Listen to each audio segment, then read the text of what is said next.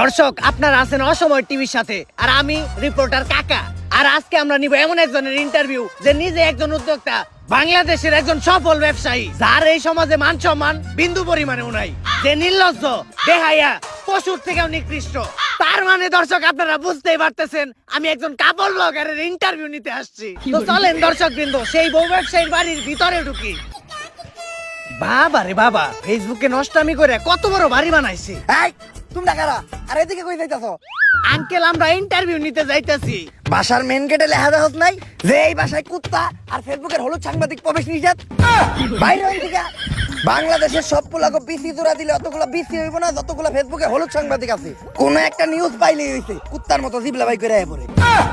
Uncle, আপনি ভুল ভাবতেছেন, আমি ফেসবুকের কোনো হলুদ সাংবাদিক না, আমি অসময় টিভি থেকে আসছি। TV channel? সরি বাবা। আচ্ছা আঙ্কেল, এই বাড়ির মালিক আপনার কি হয়? আমি তো ওর বাবা। কি বলেন আঙ্কেল, আপনি একজন কাপড় ব্লগারের বাবা? আচ্ছা আঙ্কেল, আপনি যে একজন বউ ব্যবসায়ীর বাবা, এতে আপনার অনুভূতিটা কি? ওয়াক্ফ লজ্জা করে। আমি তো সমাজে মুখই দেখাইতে পারি না, এর লেগে আমার কেউ জিগাইলে আমি কই দিয়ে আমি কামলা দিয়ে খাই। আমার কোনো পোলাপান নাই। আঙ্কেল, আপনি এভাবে বলতে পারেন না। যত যাই হোক, আপনি তো একজন সফল বউ ব্যবসায়ীকে জন্ম দিছেন। জন্ম তো আমি দিতে চাই নাই, আসলে ওটা ভুলে হয়ে গেছে। দুষ্টা তো আর আমার না, দুষ্টা হইলো ওই ঝড়ের রাইতের। ফার্মেসি খোলা ছিল না। যাই হোক আঙ্কেল, উনার জন্মের পর থেকে একজন সফল বউ ব্যবসায়ী হয়ে ওঠার গল্পটা যদি একটু বলতেন। এই গল্পটা অনেক অভিশপ্ত, আজকে থেকে বহু বছর আগের কাহিনী। আল্লাহ, আজকে যেন আমার একটা পোলা হয়। আমার স্বপ্ন, আমার একটা পোলা হইলে আমি ওরে মুকেশ আম্বানির মতো বড় ব্যবসায়ী বানামু। আমিন। কংগ্রাচুলেশন, আপনার ছেলে সন্তান হইছে। আলহামদুলিল্লাহ, আমার দোয়া কবুল হইছে। কিন্তু একটা সমস্যা আছে। ওর রিপোর্ট দেখে যেটা বুঝতে পারলাম, ওর মাথায় তো ব্রেন নাই, ব্রেনের জায়গায় গু আছে। আর ওর মাথার জায়গায় পাছা, আর পাছার জায়গায় মাথা। আর এটা থেকে বোঝা যায় ওর কোনো লজ্জা শরম থাকবো না। বড় হওয়ার পর ও একটা নির্লজ্জ বিহায় হইব। ডাক্তার সাহেব, এখন এই সমস্যার সমাধান? I am extremely sorry, medical সায়েন্সে হন পর্যন্ত এই রোগের কোনো চিকিৎসা বের করতে পারে নাই। ভবিষ্যৎ বাবা, অনেক বিপদে পড়ে আজকে আমি আপনার কাছে আইছি। আমার একটা পোলা হইছে, ডাক্তার কইছে ওর মাথায় মগজ নাই, ওর মাথায় গু। আর ওর নাকি মাথার জায়গায় পাছা হইছে আর পাছার জায়গায় মাথা। এর লেগে ওর নাকি কোনো লজ্জা শরম থাকবো না। আমার স্বপ্ন হইলো আমি আমার পোলারে বড় একটা ব্যবসায়ী বানাবো। কিন্তু এগুলা দেখার পর তো মনে হইতাছে ও বড় একটা টিকটকার হইব। বাবা, আপনি কিছু একটা করেন। তুই কান দিস না বচ্চ, এখনই আমি তোর পোলার ভবিষ্যৎ দেখতাছি। আই এম ব্যাক, দিমো এবার কাপড় ব্লগার করে ঠেক।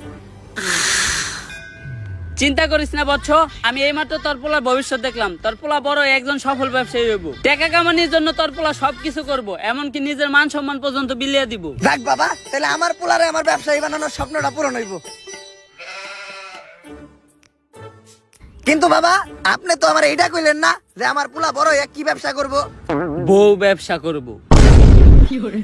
যতটুকু কইছি আমি আর কইতে পারবো না। ওরে ধর্ম দিয়ে আমি এক পাপ করছি, ওর কাহিনী কইয়ে আমি আর পাপ কামাইতে চাই না। আস্তাগফিরুল্লাহ, নাউযুবিল্লাহ। পোলাপান বলে এত খারাপ হয়? কাপড় ব্লগার কো নাম মুহে নিছি, এখন যে আবার আমার উযু করতে হইব। আস্তাগফিরুল্লাহ, নাউযুবিল্লাহ। দর্শক, একজন বউ ব্যবসায়ীর বাকি সফলতার কাহিনীটা আমরা তাদের মুখ থেকেই শুনবো। চলেন দর্শক, আমাদের মাঝখানে আছে দেশের সবচাইতে স্বনামহীন বিশিষ্ট বউ ব্যবসায়ী সম্রাট। আমাদের লজ্জা শরম নাই, তাই আমরা বউ ইচ্ছা খাই। তো ভাই, আপনি কাকে? ভাবিরে তো দেখতাছি না। আমরা একটু বাইরে গেছিলাম তো, আপনার ভাবি বোরকা পরা ছিল, তাই ওরে বোরকাটা খুলে আসতে বলছি। কারণ বোরকা পরা অবস্থায় ইন্টারভিউ দিলে ইন্টারভিউতে ভিউ কম আসবো। তো দর্শক, আমাদের ভাবি পরহেজগার মানুষ, বাইরে গেলে বোরকা পরে, পর্দা করে। আরে ওইরকম কিছু না, আসলে বোরকা ছাড়া বাইরে গেলে সবাই ওরে চিনালায়, তারপরে গালাগালি করে। ওই তো চলে আসছে। ভাবি, আপনি আমার পাশে বসলেন যে? আর এই সমস্যা নাই, আমি কাপড় ব্লগারে বউ না। ভিডিওর বিয়ের জন্য আমি যাত্রার সাথে বসতে পারি, যাইতে তাই করতে পারি। বেবি, তুমি ওনার কোলে উঠে বসো। কোলে উঠে বসলে এই ইন্টারভিউটার ভিউ আরো বেশি হইব। আরে না থাক, এত ভিড়ের দরকার নাই, আমরা ইন্টারভিউতে ফিরে যাই। তো আপনার কাছে আমার প্রথম প্রশ্ন, আপনি কিভাবে এই বউ ব্যবসা শুরু করলেন? দেন, এই বউ ব্যবসার যাত্রাটা এতটা সহজ ছিল না। আমি ছোটকাল থেকে ছিলাম একটা অকর্মা, গাধা ব্যাককল। আমার ব্রেনা ছিল আমার পুকিতে, তাই আমার দিয়ে কোনো কাজকর্ম হইতো না। যেই চাকরি করতে যাইতাম ওই জায়গায় খালি লাত্তেই খাইতাম। তাই আমি মানসিক ভাবে অনেকটা ভাঙা পড়ি। তারপরে একদিন আমি আমার প্রিয় শায়কের একটা ওয়াজ শুনলাম যে যদি তুমি কোনো মেয়েকে দেখে মানসিক শান্তি পাও, দ্যাটস ইনাফ ফর ইউ। তারপরে আমি খুঁজে পেলাম আমার মানসিক শান্তি। আর ওরার আমার ভিতর একটা জিনিসের মিল আছে, কি জানেন? কি? আমরা দুইজনেই নির্লজ্জ বেহায়া। আর বিয়ের শুরুতে আমাদের আর্থিক অবস্থা তো এমন একটা ভালো ছিল না, আর ব্যবসা করতে তো পুঁজি লাগে, আমার কাছে ব্যবসা করার মতো পুঁজিও ছিল না। তখনই আমার মাথায় আসে একটা বিজনেস প্ল্যান, যে ব্যবসা করতে কোনো পুঁজির প্রয়োজন হয় না, শুধু একটা বউ থাকলেই চলে। আর এমনি ব্যবসায় তো লস খাওয়ার সম্ভাবনা থাকে, কিন্তু এই ব্যবসায় লস খাওয়ার কোনো চান্সই নাই, খালি সফলতা আর সফলতা। সেইটাই হচ্ছে এই বউ ব্যবসা। আর তারপর থেকেই আমরা শুরু করি এই কাপড় ব্লগ, আর আজ আমি একজন সফল বউ ব্যবসায়ী। ভাই দর্শক জানতে চাই আপনার এই সফলতার পিছনে আপনার বইয়ের অবদান কতটুকু? আরে পুরো অবদানই তো আমার বউয়ের। এই কাপল ব্লগে সফল হইতে গেলে শুধু আপনার একার নির্লজ্জ হইলেই হইব না, আপনার বউয়েরও হইতে হইব নির্লজ্জ। বউ যত বেশি নির্লজ্জ, কাপল ব্লগে তত বেশি ভিউ। এই যেমন ধরেন আমি যদি এখন ওরে কই যে জামাটা খুইলা লাও, ক্যামেরার সামনে জামা খুইলা লাইবে 1 সেকেন্ডও ভাববো না। আরে বেবি এখন খুইলো না, এটা তো আমাকে ক্যামেরা না, জামা খুলবা খেলে আমাকে ক্যামেরার সামনে, ভিউ বেশি হইব। আমাকে লজ্জা শরম নাই, তাই আমরা বউ ইচ্ছা খাই।